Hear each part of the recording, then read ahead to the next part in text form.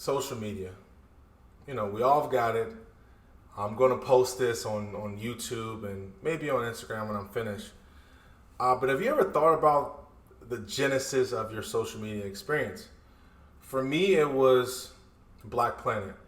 Me, my best friend at the time, and my little brother, we decided to start a Black Planet page. I'm not sure if it was an age restriction or it was age restricted content, but I knew we were on there and we probably shouldn't have been on there. And if we were on there lying. We were on there saying, that we're older than we were, that we're about what we're not really about. So we were catfishing. We were catfishing teenagers trying to catch grown women. Now, fast forward through MySpace, through Facebook, through Snapchat, now to Twitter, Instagram. My base of social media was getting ass. It wasn't necessarily catfishing, but we were putting up a facade that we wanted people to recognize the best in us. We wanted people to recognize this John Henry version of us, this larger than life version of us, whether it was us talking about how big our dicks was, or that we're sexy, and that I remember on Black Planet I didn't know how to post pictures, or I didn't have the machinery or the printer to do so. So I was describing myself as like I look like Tyrese. Now, I say that to say, man, is you got to think about the basis of why you do things, especially social media. So I decided to take a step back and reevaluate how I use social media. So I deleted Instagram off my phone for the 126,000th time. I deleted off my phone and I made a pact with myself, and I said that I will only get on to check messages because I do get job offers. I found out who my biological father was on Instagram. So it does have its benefits, but for everyone it's not beneficial. Just like any type of drug or alcohol or anything, sometimes people can't handle it, and that's okay. And for me myself, I realized that I can't really handle it. But I go on sporadically, and I went on today to check my messages and just see what's up. And so I go on there, and I didn't really mean to open it, but I opened it, and there was a message from one of my buddies, and he usually sends me like just silly stuff. Some stuff I open, some stuff I respond to.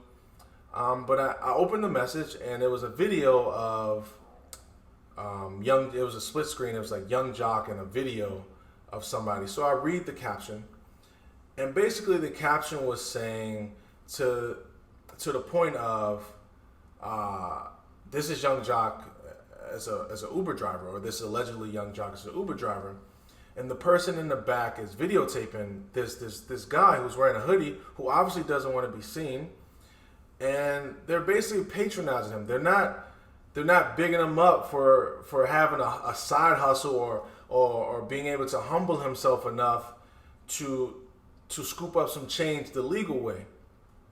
Now, I do have a problem, and I always had a problem with, especially Instagram. I think is the biggest instigator of this lifestyle. People love to make people feel worse about their lives through whether it's Instagram or on Twitter. They just love to make people feel shitty about themselves. And I have a problem with that. For example, my buddy, he is a high-level executive at Procter & Gamble. I'm not sure how much money he makes, but he's a high-level executive at Procter & Gamble. He lives in a really nice neighborhood down here. He has about 4 or 5 Porsches. That's his thing. He loves Porsches, like brand new, old school. He drives them across country. He has a couple kids. He consults for people. But I remember talking to him not too long ago, and he was telling me how he wants to Uber. Now, in my mind, I'm just like, why the fuck would you want to Uber? Like, Like, you don't need to Uber. Like, not because I look down on Uber drivers, but what are you trying to do? It's because some people are able to look at Uber, look at a side hustle, look at cutting grass, look at becoming an electrician or developing a different a craft, and they're able to look at that as a vessel to get to where they need to be. Now, as a model, actor, person, I've delivered pizzas in a BMW. I worked for Pizza Hut for a weekend. I've had retail jobs. I worked at Miu Miu. I've worked at Nike. I have worked at Carolina Herrera. I worked at Cole Haan. I did these jobs not because I wanted to be a manager or a sales associate for the rest of my life, but because my other career just wasn't getting me to where I needed to be. Not that I wasn't making enough money, but it wasn't getting me to the point where I wanted to go. So I was using those positions as vessels, whether it was a vessel to get to that next bill in between jobs, or whether it was something to keep me busy and keep me off the streets, or I wanted to learn a new technology, or I just wanted to make some fucking extra money. So when I see people make fun of other people, whether it's Young Jock or I forgot the gentleman's name from the Cosby Show, for having these jobs, people don't understand that artistry is a fickle business. Now, I don't know what kind of money he's bringing in from his TV shows. I don't know if he has control over his music. But at the end of the day, man, who are you to judge this person? Why are we judging this man for putting up a legal hustle when there's been so many examples of athletes and actors, white and black alike, who go out here and they try to maintain the lifestyle that they once had through illegal activities, whether it's stock market trading, illegal stock market, insider information, or selling shady insurance practices, or selling drugs. You have these people who are trying to bridge that gap in between stardom, and they're trying to bring it back to reality, and they're trying to maintain a life. And Young Jock is trying to do it the right way. And you have people clowning him for it. And that's not all right. That's not all right, because you're forgetting that this is a human being. And just like your mama or your uncle or whoever else is sitting around waiting for that next check to come, instead he decided to go out and get his somehow, some way. And I respect that. I respect that a lot much. And so even though I'm off Instagram for a little bit, we'll see how long that lasts. But it's stories and situations like that make me feel sick and make me feel like I'm contributing to this toxicity. Now, maybe I just follow the wrong people, because I obviously don't follow the person who posted that about Young Jock.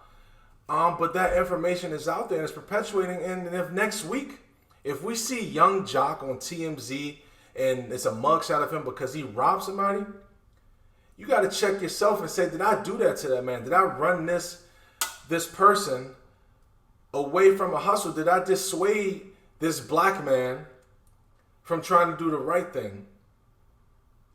I don't know, man. And I think that we need to take that approach. I forgot where I heard it. I might have heard it in like the Joe Rogan podcast or something. But it was a quote from this guy about, man, I post and I comment about other people as if that person is around the corner from me. Because if that person is around the corner from me, I am in danger of that person responding to my comment or my post. So next time you post, man, and you comment about a person or comment on a person's picture, comment as if that person can come around the corner and slap the shit out you.